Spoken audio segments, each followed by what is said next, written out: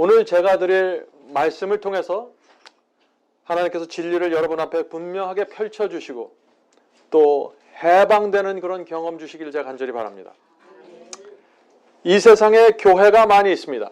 골목마다 교회가 있고 거리마다 교회가 있습니다.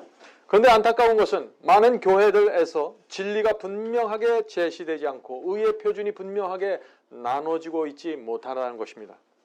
그런데 어떤 교회에서는 진리가 분명하게 선포되고 하나님의 의가 분명하게 제시되고 있는 것입니다. 하나님의 말씀이 매주 곧바르게 선포되면 어떤 일이 교회에서 생길까요? 이 질문 궁금하지 않으십니까?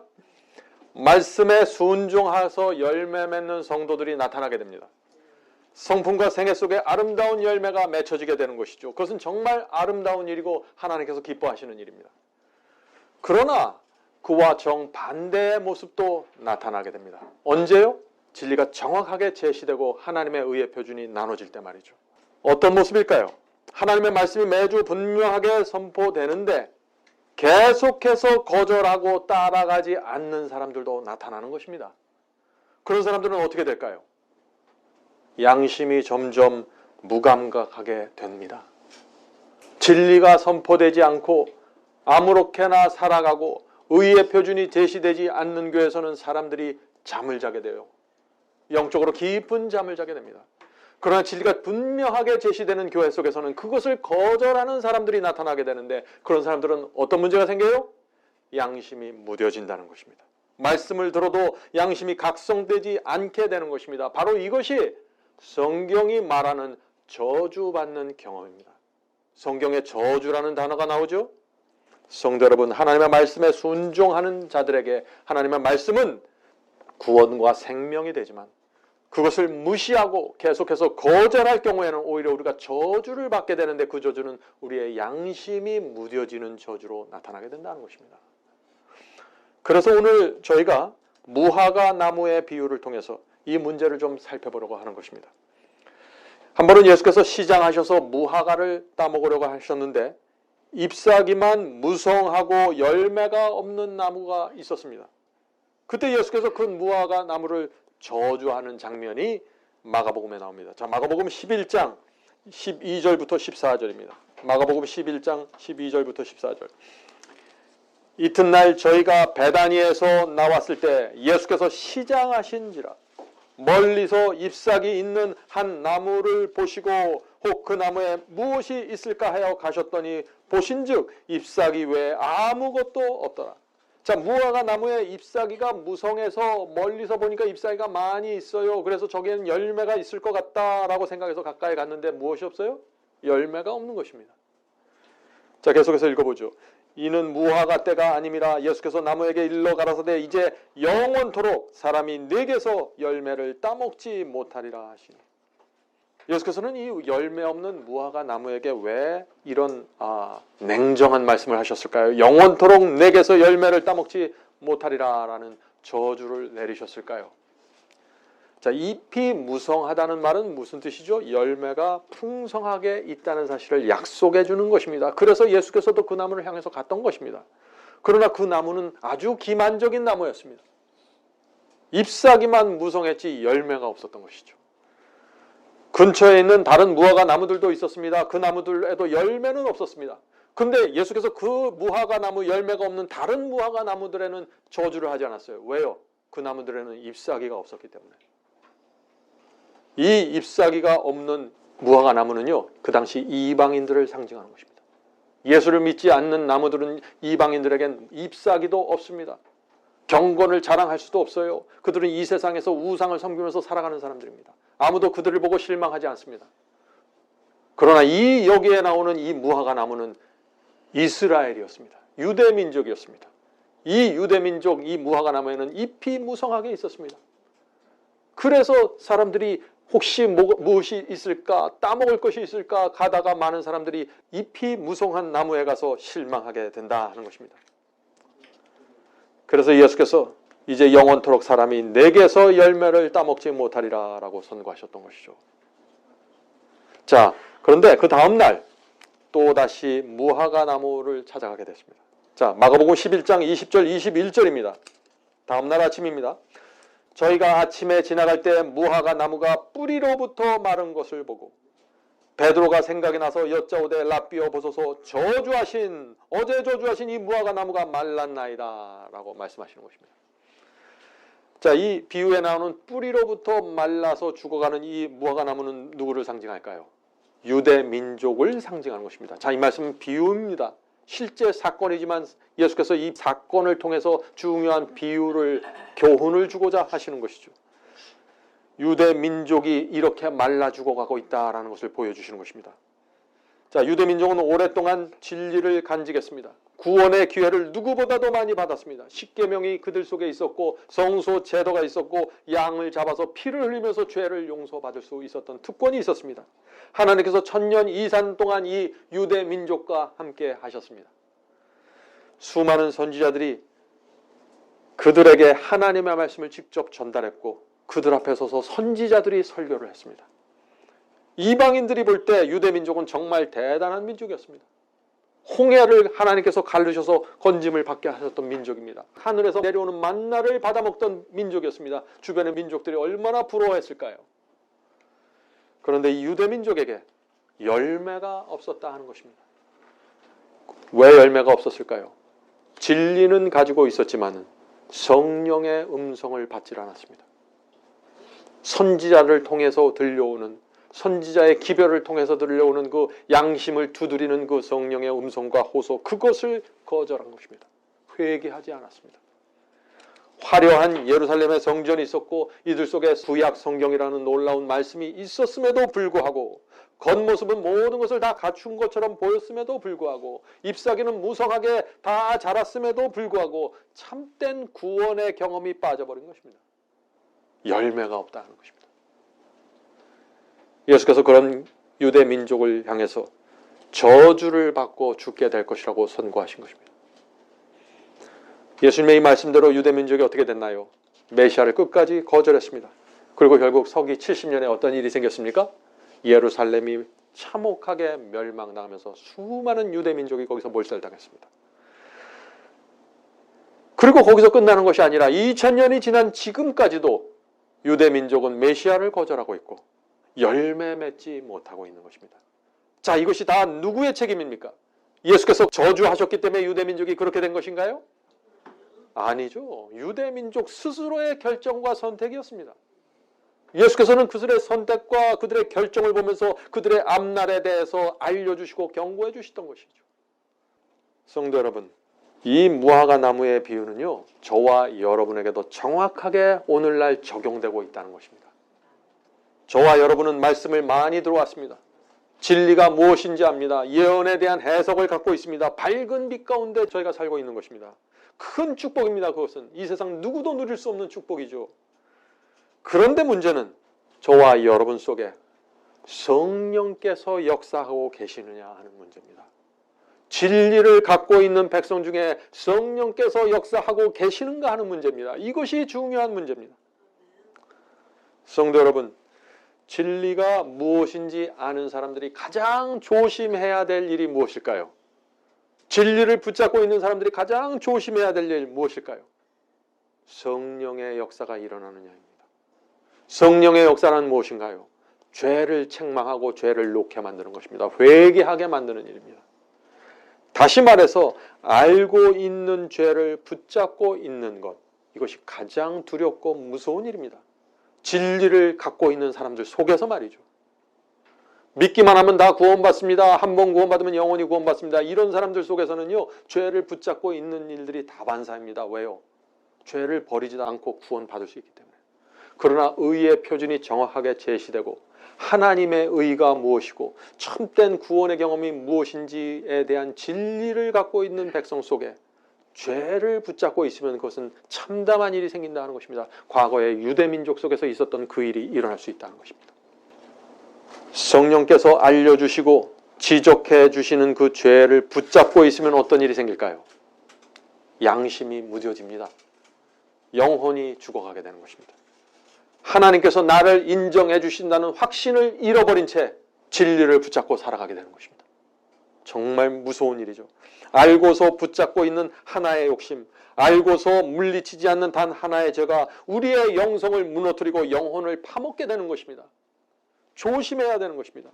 하나의 죄를 숨기고 주님께 내놓지 않을 때 어떤 일이 생길까요? 잎사귀만 무성하게 됩니다. 진리를 많이 알고 있을 때, 말씀에 대한 지식이 많으면 잎사귀가 자연스럽게 풍성하게 나타나게 됩니다. 잎사귀가 많은 게 나쁜 거 아니죠? 좋은 것입니다. 그런데 열매가 없는 것이 문제라는 것입니다. 뿌리부터 말라 죽어가게 되는 것이죠. 오늘 제가 이런 설교를 하면은요, 대부분의 사람들이 굉장히 당황하고 어쩔 줄을 몰라 합니다. 왜 그럴까요? 제가 단 하나의 죄에 대해서, 단 하나의 알고 있는 죄에 대해서 말하고 있기 때문입니다. 오늘 많은 분들이 믿기만 하면 구원받고 열매 없이 입만 무성해도 구원받는다는 가르침에 익숙해 있습니다. 그런 분들 앞에서 오늘 말씀은 굉장히 생소하게 들리게 되는 것이죠. 그래서 어떤 분들은 이렇게 생각할 수도 있는 것입니다. 아니, 어떻게 단 하나의 죄도 허용되지 않는단 말인가? 그것은 너무 지나친 것이 아닙니까? 라는 말을 하는 것입니다. 정말 그럴까요? 단 하나의 죄는 문제가 되지 않습니까? 자, 성도 여러분, 한번 생각해 보세요. 만일 여러분의 마음이 단 하나의 미움을 붙잡고 있다면, 성령께서 그 미움을 내려놓으라고 하는데 계속해서 미워하는 증오심을 마음속에 품고 있다면 어떻게 될까요? 단 하나의 우상을 여러분 마음속에 품고 있다면 어떻게 될까요? 성령께서 마음에 있는 그 우상을 내려놓으라, 포기하라고 호소하는데 그것을 끝까지 붙잡고 있으면 우리의 마음이 어떻게 될까요? 여러분이 단 하나의 간음죄를 마음에 품고 있으면 여러분의 영혼이 어떻게 될까요? 그런 상태에서 하나님의 임재를 느낄 수 있을까요? 그런 상태에서 영혼이 평안히 있을 수 있을까요? 그런 상태에서 구원의 기쁨이 충만할 수 있습니까? 그럴 수 없다는 것입니다.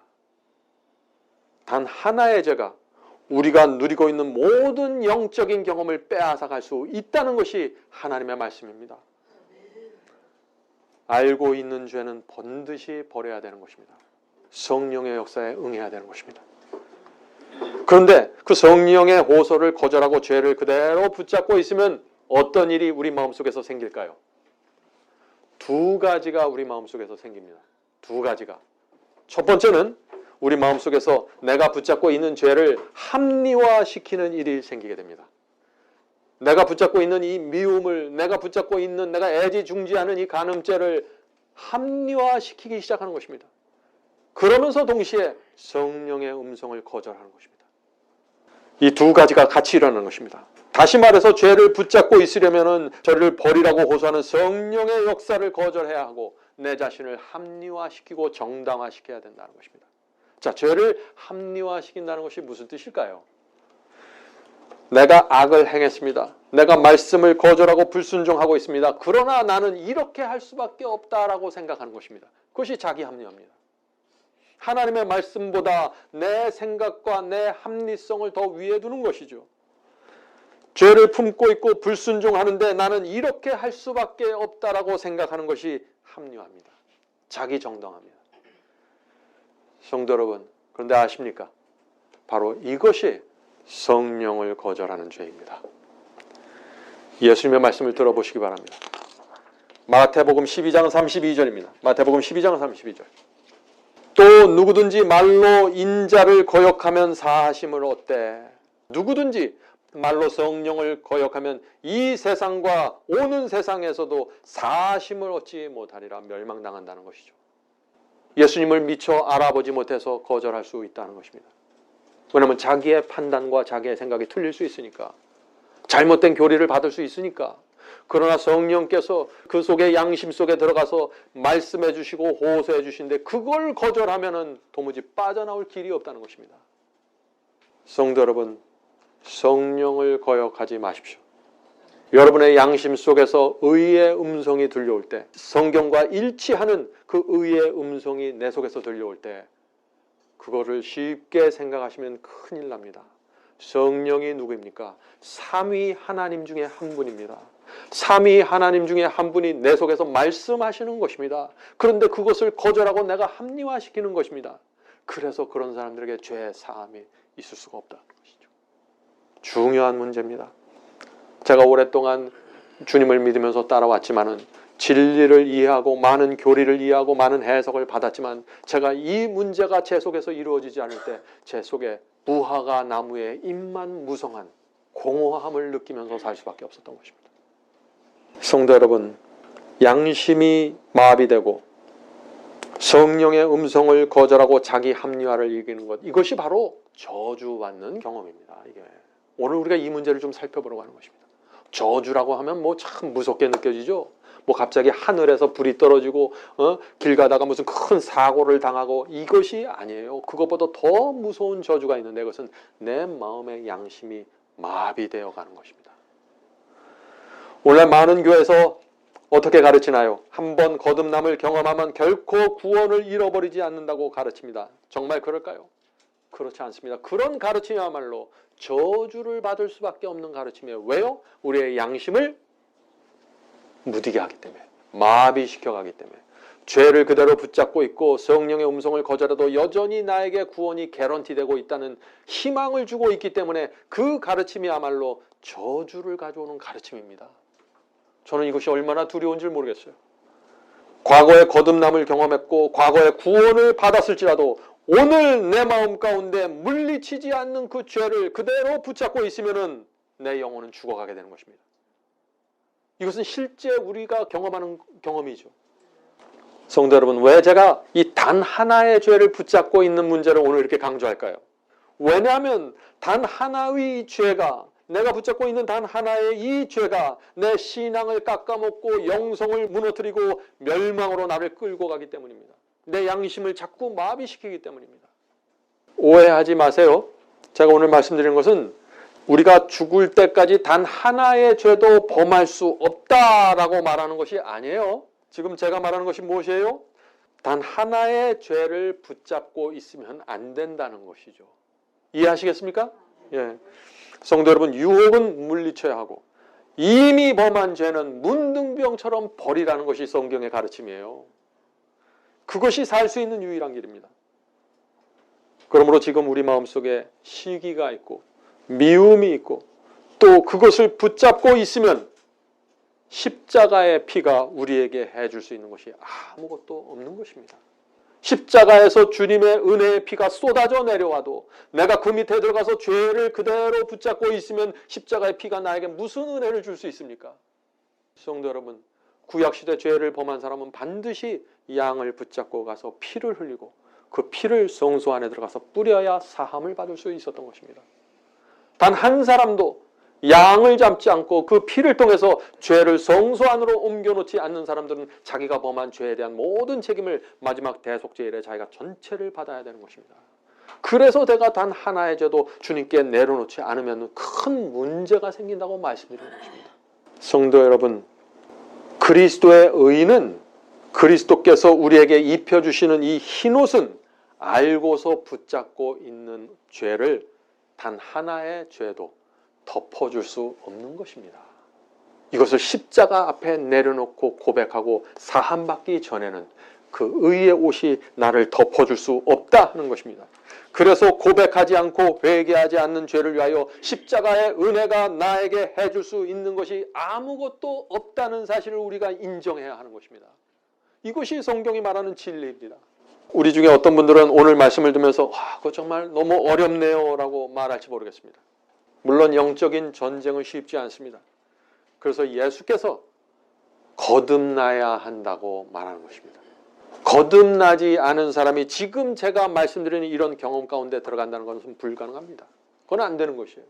그러나 거듭난 그리스도인은 이 경험 속에 누구나 들어갈 수 있다는 것입니다.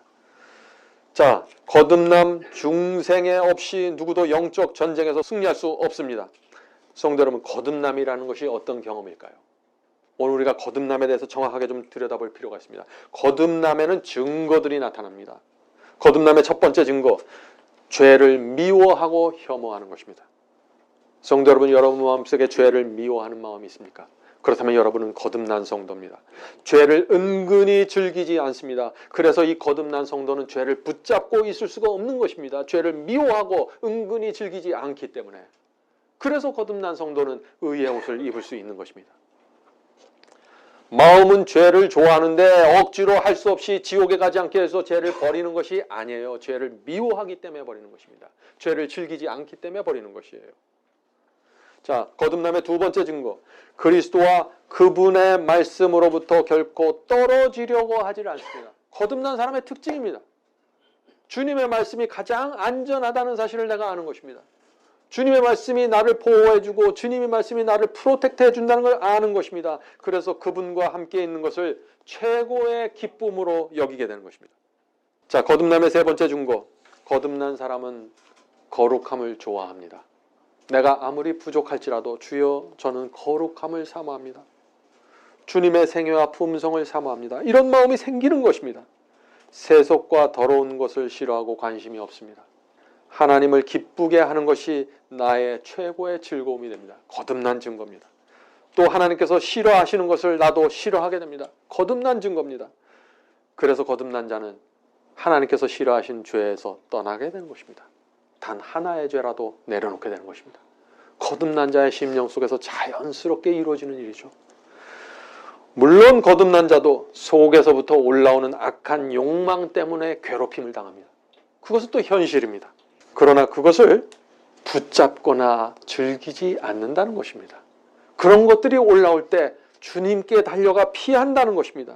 악한 욕망을 붙잡고 장난치지 않습니다. 그것을 갖고 만지작거리면서 죄로 넘어가지 않게 되는 것이에요.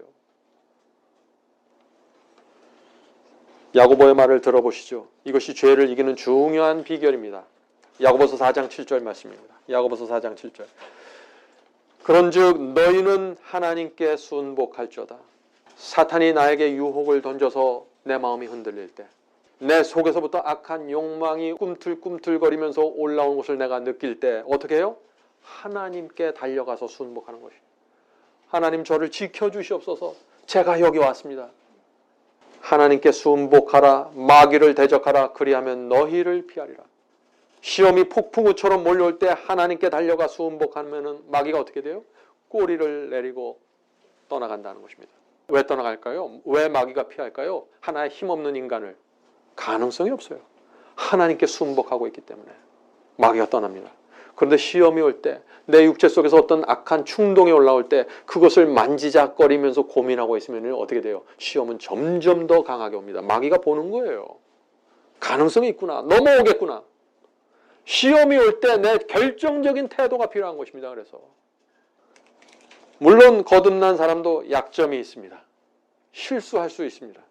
그러나 거듭난 사람은 마음 전체가 하나님을 향해 있습니다. 유혹과 죄된 본성에 넘어질 수 있습니다. 그러나 거듭난 성도는 다시 일어서서 거센 바람을 거슬러 항해하는 배처럼 자신이 가야 할 목적지를 향해서 계속해서 가게 되는 것입니다. 혹시 지난주에 여러분들 넘어지셨습니까? 실망하지 말고 좌절하지 마시고 다시 일어서서 하나님을 향해서 가십시오. 그것이 거듭난 성도가 가는 신앙입니다. 거듭난 성도는요, 늘 자신의 부족함 때문에 고민합니다. 거듭나지 않은 사람은 늘 나는 부자라 부요해서 부족한 것이 없다라고 생각하지만 거듭난 사람은 주님의 성품과 그분의 의의 표준과 그분이 나에 대한 사랑과 희생을 알고 있기 때문에 늘 나의 부족함을 느끼게 되는 것이죠. 빚진 자의 심령으로 주 앞에 나갈 수밖에 없는 것입니다. 그러나 끊임없이 하나님을 향해서 가고 하나님을 위해서 살고자 고민하게 되는 것입니다. 거듭난 사람의 특징이라 하는 것입니다. 여러분들은 거듭나셨습니까? 우리가 부족해도 우리 속에 제가 오늘 말씀드리는 이런 특징들이 있다라고 믿으면 여러분은 주 안에 거하는 성도들입니다. 성도 여러분, 우리만 힘들고 어려운 것이 아니에요. 착각하면 안 됩니다. 주께서 이 땅에 계실 때도 참 어려웠습니다. 빌립보서 2장 8절 볼까요? 주께서 어느 정도 어려우셨는지 이 말씀 속에 정확하게 나타나죠. 예수께서 자기를 낮추시고 죽기까지 복종하셨으니 이것이 예수 그리스도의 삶이었습니다.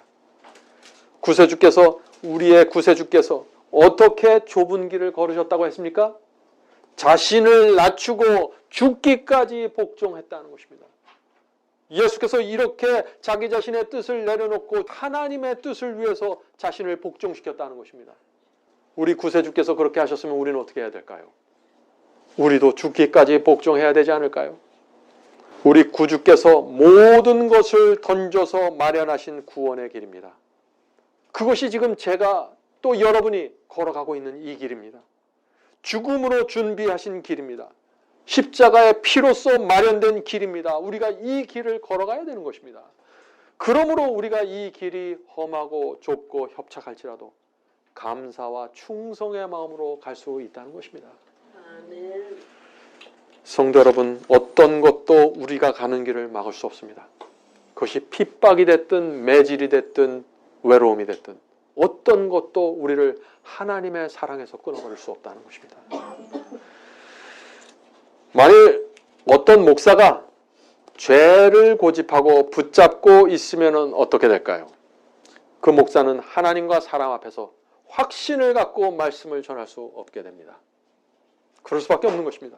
죄를 버리라는 성령의 음성을 거절하고 있는 동안 말씀의 능력을 받을 수 없는 것입니다. 말씀을 전하는 자들은 위선과 자기 기만으로 자기를 속이지 않는 한 능력 있는 말씀을 전할 수 없는 것이에요. 성도 여러분, 목사도 마찬가지고 일반 성도들도 마찬가지입니다. 알고 있는 죄, 성령께서 이것이 죄라고 지적해 주는 그것을 끊어버리지 않으면 내 양심은 마비되기 시작하는 것입니다. 영혼은 죽어가게 되는 것이죠. 이것이 성경이 말하는 저주받는 경험이다 하는 것입니다. 진리가 무엇인지 알지라도 내가 그 진리 안에, 내가 그 진리 앞에 굴복하는 경험이 없으면 그 진리가 나에게 무슨 소용이 있습니까? 내가 아무리 위대한 의의 표준을 알지라도 내가 그 의의 표준을 향해서 내 자신을 굴복하지 않으면 그것이 나와 무슨 상관이 있냐 하는 것입니다. 바로 그것이 잎사귀가 무성하고 열매가 없는 상태라는 것입니다. 바로 이것이 유대민족의 문제였습니다. 그들은 모든 진리를 알았습니다. 그들의 성소 안에 하나님의 임재가 있었습니다. 어떻게 죄를 용서받을 줄을 알았습니다. 그러나 그들은 그렇게 하지 않았어요. 왜 그랬을까요? 그들은 주변에 있는 이방인들의 부를 사랑했습니다. 세상에서 우리도 저들처럼 좀 편하게 멋있게 우상을 섬기면서 살 수 있지 않을까 고민했습니다. 그들의 인생이 이기심과 욕심으로 채워져 있었습니다. 죄와 우성을 버리지 않고 그들이 하는 예배와 의식으로만 하나님을 섬겨서 구원을 얻으려고 했습니다. 예수께서 그런 모습을 보시면서 유대민족에게 잎사귀만 무성하고 열매가 없다고 말씀하신 것입니다. 많은 사람들이 이렇게 생각할지 모릅니다. 내가 이 정도면 주님을 잘 믿고 성화되고 있습니다 라고 생각할 수 있죠. 실제 그런 사람들이 있을 것입니다. 그러나 그런 분들은 내 속에 단 하나의 죄를 내가 붙잡고 있는지 들여다보십시오. 중요한 것입니다. 성도 여러분, 내 양심 속에서 들려오는 세미한 성령의 음성 들어야 됩니다. 내가 아무리 진리를 많이 알고 있다고 할지라도 내 속에서 들려오는 하나님의 음성 들어야 됩니다. 이 길이 정론이 이 길로 가라. 이 길이 주의 뜻이니 이 길로 가라. 이 죄를 버려라. 저 욕심을 버려라. 이 가르침을 받아들여라. 이 가르침에 순종해라. 이것이 성령께서 우리에게 주시는 호소입니다. 이것을 거절하는 순간 양심은 무뎌지고 감각을 잃어가게 되고 저주받는 경험 속으로 들어가게 된다. 잎사귀만 무성하게 되는 것입니다. 이 잎사귀만 무성하면은요, 오랫동안 주님을 믿고 따라도 경건의 모양만 나타나게 됩니다. 이 무화과 나무의 비유 참 중요하죠. 오랜 세월 동안 유대인들이 진리를 보관해 왔습니다. 그들이 구약 성경을 썼습니다. 성경에 대한 가장 많은 지식을 가졌던 사람들이 유대민족입니다. 그런데 예수께서 그 유대민족을 보시면서 무화과 나무를 마르게 하시면서 그들에게 은혜의 시간이 끝나고 있음을 지금 경고하고 있는 것입니다. 무화과 나무의 비유는 마지막 경고였습니다. 그러므로 우리는 이 무화과 나무의 비유를 한 특정한 사람들에게 적용해서 설명할 수 있는데 그 특정한 사람들은 누구인가? 진리를 알고 있는 사람들입니다. 그것도 아주 오랫동안 진리를 붙잡고 있었던 사람들입니다. 모태교인으로 태어나서 하나님의 말씀에 대한 많은 지식을 갖고 있는 사람들입니다. 자기 스스로 생각하기를 나는 다른 사람들보다 많은 해석과 교리를 꿰뚫고 있다고 생각하는 사람들입니다. 그런 사람들에게 이 무화과 나무의 비유는 중요한 것이다 하는 것입니다.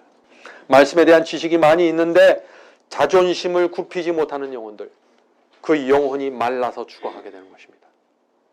어떤 사람들은 교회를 오래 다녔지만은 세상에 대한 욕심과 경쟁하는 정신을 잘라버리지 못하는 것입니다. 그래서 오랫동안 교회를 다녔지만 참된 거듭남으로 들어가지 못하는 것입니다.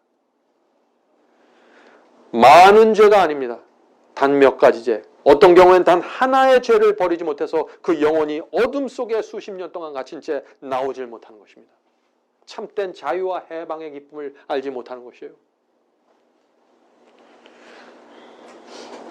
성도 여러분, 그것은 정말 두려운 일이죠. 예배드리고 헌금을 하고 봉사하고 선교를 열정적으로 하는데 한 손에 죄를 붙잡고 있어요. 그것도 단 하나의 죄를. 두려운 일입니다. 바로 이것이 유대민족의 운명을 따라가고 있는 사람들이라는 것이죠. 예수께서는 무화과나무로 상징된 유대민족을 저주하셨습니다. 그렇죠? 자, 그런데 우리가 여기서 질문을 해봐야 돼요. 예수께서 무화과나무를 저주하셨기 때문에 유대민족이 말라 죽고 멸망당했나요? 아니죠. 오랜 세월 동안 하나님의 음성을 거절해 왔습니다. 하나님의 아들이 직접 이 땅에 내려와서 복음을 전했는데 죽은 자를 살리고 안진뱅이를 일으켰는데 끝까지 그분을 거절했습니다. 그러니 어떻게 될까요? 그들의 양심이 마비되는 저주를 받게 되는 것입니다. 예수께서는 바로 그 모습을 보시면서 그들의 마음속에서 이루어지고 있는 그것을 무화과 나무를 통해서 보여주시는 것입니다.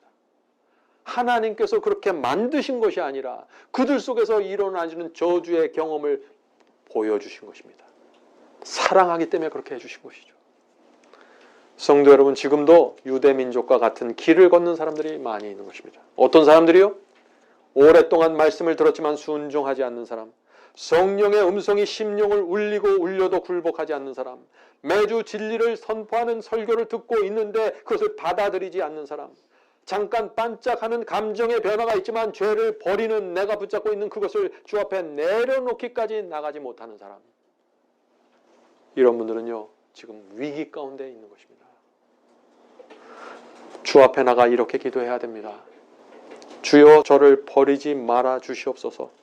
너무나 오랫동안 제 양심이 무뎌지는 저주가 임하고 있습니다. 저를 도와주시옵소서. 제 심령 속에 회개하는 심령을 주시옵소서. 더 이상 잎사귀만 무성한 이런 신앙이 싫습니다. 겉모습만 잘 꾸며져 있는 이런 삶이 저는 싫습니다. 제가 어떻게 해야 열매가 맺히게 될까요? 저를 구원하여 주시옵소서. 여러분은 이런 기도를 드리기 원하지 않습니까? 저는 날마다 이 기도를 드리기 원합니다. 성도 여러분, 예수님은요 우리를 살리는 분이고 생명을 주시는 분이십니다. 그러나 그 살리는 음성, 그 생명의 음성을 우리가 온 마음으로 받아들이지 않으면 그 음성이 우리에게 저주가 될 수 있다는 것입니다.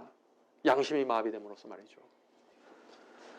성도 여러분, 저에게 회개하는 심령이 항상 있어야 되는 것입니다. 한 번 구원받으면 영원히 구원이 개런티 되는 것이 아닙니다. 가난한 심령, 상한 심령이 항상 우리 속에 있어야 되는 것입니다. 그런 심령 속에 성령의 음성이 항상 들리게 되는 것입니다. 구원의 길로 인도받는 것이죠. 이것이 성령의 역사이고 은혜라는 것입니다. 우리 모두 이런 은혜 속으로 매일 들어가지 않으시겠습니까? 성도 여러분, 내 마음 속에 들어와 있는 하나의 욕심, 하나의 이기심, 하나의 더러운 생각을 고집하고 붙잡고 있으면 성령의 은혜가 사라지게 됩니다. 아니죠. 정확하게 얘기하면 내가 성령을 밀어내고 있는 것이죠. 지금 제가 막연하고 추상적인 것을 얘기하고 있나요? 아니죠. 저는 지금 날마다 우리가 겪고 있는 실제적인 경험을 말하고 있는 것입니다. 죄를 붙잡고 있으면서 성령의 은혜가 충만한 사람이 있을 수 있나요? 그럴 수 없습니다. 은혜의 파도가 몰려와서 내 가슴을 날마다 치고 또 치는데 그것을 물리치고 거절하고 죄를 붙잡고 있으면 어떻게 될까요? 영혼이 뿌리부터 말라가게 된다는 것입니다. 성령의 호소와 은혜가 밀려오는데 내가 그것을 두 손으로 밀어내면 어떻게 된다고 했습니까? 영혼이 곤고하게 되고 의의 옷을 벗게 되고 발가벗겨져서 알몸으로 다니게 된다는 것입니다. 그것이 라오디게아 교회의 모습이라는 것입니다. 성도 여러분, 그것이 바로 예수께서 말씀하신 저주받는 경험이라는 것입니다. 그렇게 되면 어떻게 될까요? 죄를 범한 아담과 하와처럼 그 무성한 나뭇잎으로 내 자신을 가리우게 되죠. 주님, 저는 이것도 하고 저것도 하고 헌금도 드리고 지난주에 저 남미에 여행 가서 선교하고 왔는데요. 그런 나무님으로 나를 철저하게 가리워버리는 것입니다. 그러면 깊은 잠에 빠지고 영적 죽음으로 들어가게 된다는 것입니다. 성도 여러분, 우리는 이 저주에 대한 진리, 성경이 말하는 저주가 무엇인지 이해를 해야 됩니다. 그래야 하나님의 성품을 오해하지 않아요. 하나님께서 우리를 저주해서 지옥에 보내는 것이 아니라 우리 스스로 말씀을 거절하고 성령의 감동을 거절함으로써 우리가 저주 속으로 우리 발로 걸어 들어가는 것이라는 것입니다. 하나님의 심판이 그러므로 어떻게 이루어지는 것입니까? 하나님의 심판. 하나님께서 일방적으로 심판해서 누구는 천국 보내고 누구는 지옥 보내는 것인가요? 아니다는 것입니다. 내 스스로 살아있는 동안 내 운명을 스스로 선택하고 결정하는 것입니다. 그러면 하나님께서 우리가 살면서 선택한 모든 결과들을 보시면서 그 결과를 선포해 주시는 것입니다. 그것이 성경이 말하는 심판입니다. 하나님께 책임이 없는 것입니다. 모든 책임은 나에게 있는 것이에요. 그래서 지옥에 내가 들어가는 것입니다. 하나님의 책임이 있으면 같이 들어가야죠. 그럴 수가 없는 것입니다. 성도 여러분, 하나님을 우리를 저주하고 죽이는 분이 아니십니다. 차라리 하나님은 당신의 아들을 나무에 매달아 저주하고 죽여서, 자기 아들을 저주하고 죽여서 우리를 구원하시는 분입니다. 그것이 하나님이십니다. 얼마나 감사합니까? 그래서 우리가 하나님 앞에 우리의 생애를 드리게 되는 것이에요. 하나님의 사랑과 희생을 보면서 그분을 믿게 되는 것입니다. 그것이 믿음입니다. 무엇을 믿나요? 우리가 하나님의 성품을 믿는 것이에요. 하나님은 정말 이런 분이구나. 하나님의 심판은 이렇게 이루어지는 것이구나. 하나님께서 말씀하시는 저주는 바로 이런 것이구나. 진리를 꿰뚫어 볼 때 하나님을 신뢰하게 되고 그분을 향해서 믿음의 손을 뻗쳐서 그분의 손을 붙잡게 되는 것이죠. 이것이 사람이 구원받는, 진리를 통해서 구원받는 경험입니다. 에스겔서 33장 보겠습니다. 에스겔서 33장 11절. 주 여호와의 말씀에 나의 삶을 두고 맹세하노니. 자, 무엇을 두고 맹세하는지 한번 보세요. 나는 악인의 죽음을 기뻐하지 아니하고. 하나님께서 악인이 죽어가는 걸 기뻐하지 않으십니다. 악인이 그 길에서 돌이켜 떠나서 사는 것을 기뻐하노라. 이스라엘의 족속아 돌이키고 돌이키라. 너희 악한 길에서 떠나라. 어찌 죽고자 하느냐. 어떤 때 우리가 자녀들을 키우면서 이런 말 하고 싶을 때가 있지 않아요? 티네이저 사춘기 들어가는데 도무지 이 부모의 사랑과 지혜를 받아들이지 않고 자기가 가고 싶은 길을 계속 가는 거예요. 그럴 때 저의 마음속에, 부모의 마음속에 어떤 말이 생각나나요? 어찌 너희가 그 길을 가니? 죽는데, 고생하는데.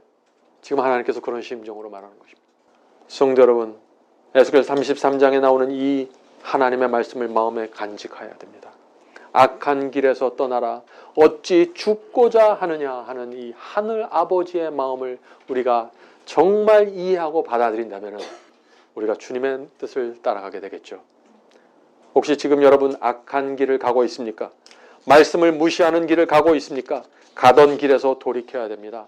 그 길을 계속 가면은 성령의 음성은 계속해서 따라오는데 그 길을 계속해서 고집하면 어떻게 될까요? 양심이 마비되게 되는 것입니다.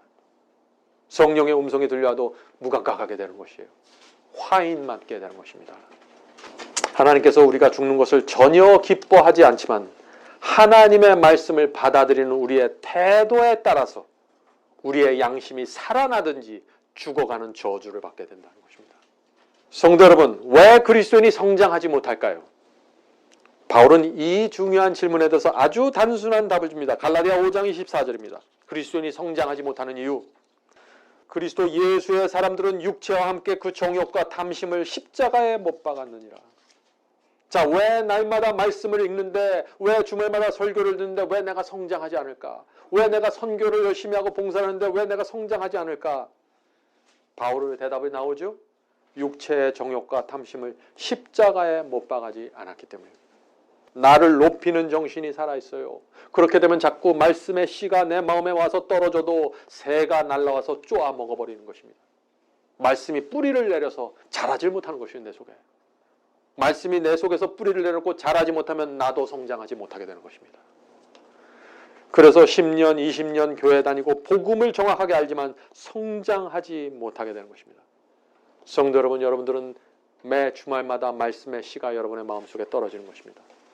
여러분의 말씀을 읽을 때마다 읽은 말씀이 자신의 영혼 속에 떨어지는 것입니다. 그 씨가 자라서 성장하는 것은 전적으로 여러분의 마음과 태도에 달려있는 것입니다. 내가 어떤 마음으로 그 씨를 받아들이는 것인지, 교만과 자아를 내려놓고 말씀을 소중히 받아들이는 사람들은 자라서 열매 맺게 될 것입니다.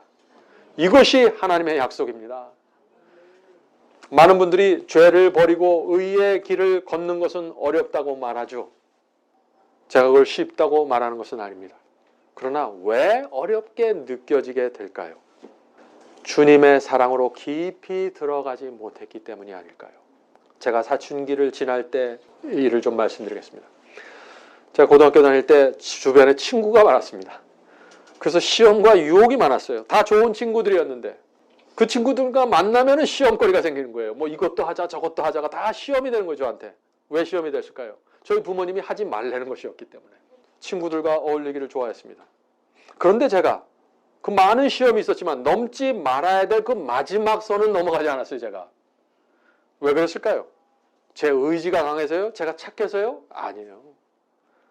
제가 그 선을, 그 마지막 선을 넘으려고 하면은 꼭 어머니 얼굴이 떠오르는 거예요. 동이 트기 전에 새벽마다 일어나서 그 아침상을 차려주시고 도시락을 싸주시던 그 어머니 모습을 생각하면 제가 이 선은 넘지 말아야겠다고 생각하는 거예요. 어렵게 살림을 힘들게 꾸려가던 그 어머니를 제가 못 본 척 할 수가 없었습니다. 힘들지만 절망하지 않고 자녀들을 부둥켜 안았던 그 어머니의 사랑을 제가 배반할 수가 없었던 것입니다. 몸이 아팠습니다. 그러나 아픈 중에서도 그 세 자녀를 붙들고 가셨던 그 어머니의 희생과 어머니의 사랑을 제가 못 본 척, 안 본 척 할 수가 없었던 것입니다. 그래서 어머니가 싫어하는 그 마지막 선을 제가 넘어가지 않았던 것이죠. 성도 여러분, 하나님의 아들이, 하나님께서, 성령께서, 천사들이 우리를 위해서 모든 것을 쏟아붓고 계십니다. 우리 하나 구원하고자. 저와 여러분을 살리기 위해서 하나님의 아들이 나무에 매달려 돌아가셨습니다. 그것을 보는 자들이 어떻게 그 선을 넘어갈 수 있을까요? 그럴 수 없다는 것입니다. 그래서 바울도 로마서에서 뭐라고 하나요? 그럴 수 없느니라고 외치고 있지 않습니까? 로마서 6장 1절부터 2절입니다. 로마서 6장 1절부터 2절. 그런즉 우리가 무슨 말하리요? 은혜를 더하게 하려고 죄에 거하겠느뇨? 그럴 수 없느니라. 죄에 대하여 죽은 우리가 어찌 그 가운데 더 살리요? 하나님의 은혜가 우리에게 퍼부어지고 있습니다. 우리가 죄를 범해도 용서해 주십니다. 그렇다고 우리가 은혜 속에 거한다고 해서 죄를 마음대로 범할 수 있냐? 그럴 수 없다. 당연한 얘기 아니에요? 로마서 6장 15절입니다. 로마서 6장 15절.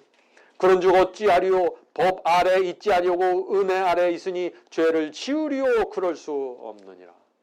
우리가 율법을 잘 지켜서 계명을 잘 지켜서 그 공로로 구원을 얻는 것은 아닙니다. 우리는 은혜로 구원을 받는 것입니다. 그렇다고 해서 우리가 마음대로 법을 범하고 마음대로 살 수 있냐 하는 것이죠. 그럴 수 없느니라. 왜? 이 은혜는 하나님의 피로써 준비되었기 때문입니다. 그래서 우리가 그럴 수 없는 것입니다. 죄는 내 의지와 결심이 굳어서 물리치는 것이 아닙니다. 하나님의 사랑과 은혜에 내가 붙잡혀 버렸기 때문에 그 선을 넘어가지 않게 되는 것이죠. 성도 여러분, 우리가 그래서 주님의 사랑과 은혜 속으로 깊이 들어가면 들어갈수록 승리의 경험이라는 그 실체를 만나게 되는 것입니다. 자, 이제 말씀을 마치겠습니다. 우리는 좁은 길을 걸어가기를 원합니다. 그러면 사탄은 이 좁은 길을 걷는 성도들을 찾아옵니다. 그리고 그 귀에 속삭입니다. 이런 속삭임을 줍니다. 내가 죄를 범하는 한 하나님께 갈 수 없어. 너 어제도 죄를 범했고 오늘도 죄를 범했지. 죄를 범하고 용서받았는데 오늘 똑같은 죄를 다시 짓고 하나님께 가서 기도하다니 어떻게 그럴 수가 있냐. 너는 위선자야. 너는 하나님께 감사하는 마음도 없어. 너는 날마다 죄를 범하는데 하나님께서 언제까지 내 죄를 받아주고 용서할 것이라고 생각하니. 성도 여러분, 혹시 이런 속삭임을 들은 적이 있나요? 그것은 사탄의 속삭임입니다. 그것은 여러분의 양심이 정직한 것이 아니에요. 그것은 사탄으로부터 온 속삭임이었습니다. 이런 속삭임에 붙잡히면 깊은 좌절에 빠지게 되죠. 그래서 이런 속삭임이 들려올 때 머리를 흔들고 물리쳐야 되는 것입니다. 성도 여러분, 위선이 뭡니까? 죄를 범할 때 그 죄를 고백하고 용서를 구하는 것이 위선이에요? 그건 위선이 아니에요. 겸손함이지. 죄를 고백하지 않고 회개하지 않는 것이 위선이에요. 그것이 하나님의 피를 보면서 하나님의 사랑을 보면서 내가 죄를 붙잡고 있고 경건하게 사는 척하면서 무화과 나무의 잎들을 풍성하게 키워가는 것, 그것이 위선이죠. 성도 여러분, 그래서 우리는 사탄의 속삭임이 들려올 때 즉시 주 앞에 나가 이렇게 기도해야 하는 것입니다. 주님, 저는 십자가에서 죄에 대한 값이 치루어졌음을 믿습니다. 십자가의 피가 저를 율법의 정죄에서 완전하게 건져주심을 저는 믿습니다. 십자가의 은혜로 용서하시고 당신의 의로 덮어주심을 감사드립니다. 이제 누구도 저를 정죄할 수 없습니다. 이제부터 믿음으로 하늘이 주는 자유와 평안을 붙들고 살아가겠습니다. 그리스도께서 저를 위해서 피를 흘리고 죽으셨는데 제가 여기서 낙담하고 좌절할 수 없습니다. 주님의 사랑과 자비를 붙잡겠습니다. 사탄이 제 기회에 정죄와 낙담의 속삭임을 넣어줄지라도 저는 결코 주님의 손을 놓지 않겠습니다. 제 영혼이 하나님을 찬양할 수 있도록 저를 붙잡아 주시옵소서. 저는 잠깐이면 끝나는 이 세상 대신에 영원한 생명을 붙잡기 원합니다. 십자가의 피를 앞세우고 이 세상을 힘차게 살아가겠습니다. 그리스도의 피를 결코 헛되게 하고 싶지 않습니다. 주여, 제 손을 붙잡으시고 인도하여 주시옵소서. 이런 기도는 위선이 아닙니다.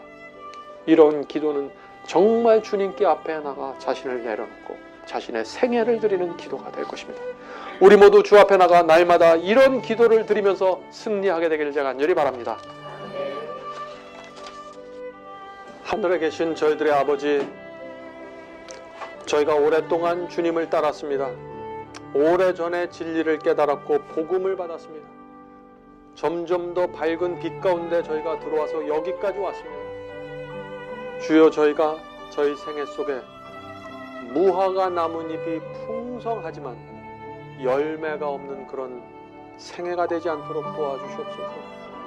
성령께서 저에게 역사해 주셔서 날마다 의의 음성을 주시고 그것을 받아들이는 기적이 일어날 수 있도록 도와주시옵소서.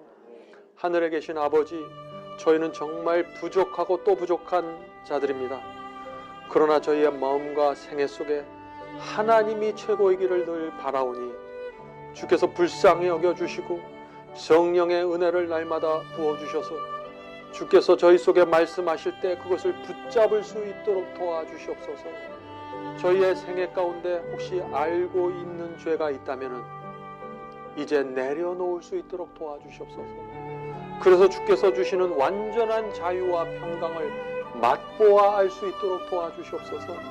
하늘에 계신 아버지, 저희는 부족하지만 주께서 인도하시는 이 길을 끝까지 주님과 함께 가길 원합니다.